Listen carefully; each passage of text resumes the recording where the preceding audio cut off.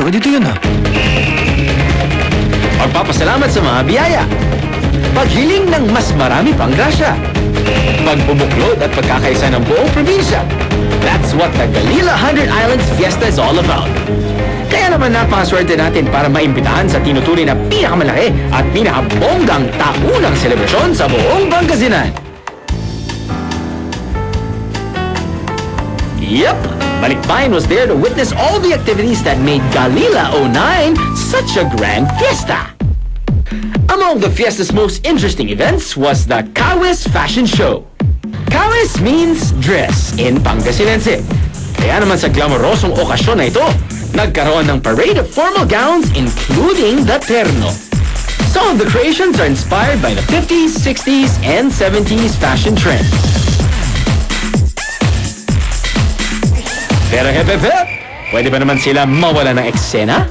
Lalo na kung classics and vintage wear ang tema? Hala, enjoy the spotlight mga lola! Ipakita niyong may asim pa kayo. Speaking of enjoying the spotlight, another event in Galila Fiesta focused on giving honor to Pangasinenses who deserve to be recognized. Aptly called Gabi ng Parangal, this shindig served as a tribute to all the Balikbayans of Pangasinan. One big homecoming party for all. Aber, tingnan nga natin kung gaano katinik sa mga trivia tungkol sa Alaminos ang mga magagarang balikbayan na ito. Mabiyero? Mr. Cameraman? Chef? Yes? Are you ready? I'm ready. Okay, good. Nandito tayo ngayon sa Plaza ng Alaminos para sa kanilang gabi ng parangal ng Yes. mga balikbayans. At kasama natin syempre mga balikbayans mula sa iba't ibang bansa Na, syempre dito galing. na syempre dito galing. Latinos. At kasama natin yung mga senior citizens na dito sa Alaminos. Now, pag Yes. sinabi mong senior citizens, sila ay... Mas nakakatanda sa atin. Naman, di ba? Nakakatanda sa atin na sila ay... Mas nakakaalam ng mga Mas nakakaalam. bagay. Kung sila ay mas nakakaalam, sila ay... Ay, syempre mas marami tayong pwedeng tanongin sa kanila. Pare, Diba? at ang tanong natin dito ngayon ay... Ilang islands meron ng 100 islands? One more. Ilang island meron ng 100 islands? Mga biyahero, tanong nga na.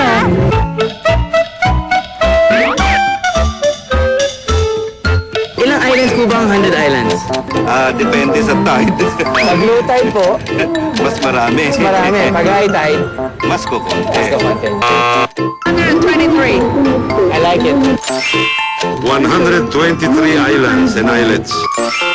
99? 99? Yeah. But it's called 100 islands, sir. Yeah. Well, I was told that it used to be 100. 100? One island sunk.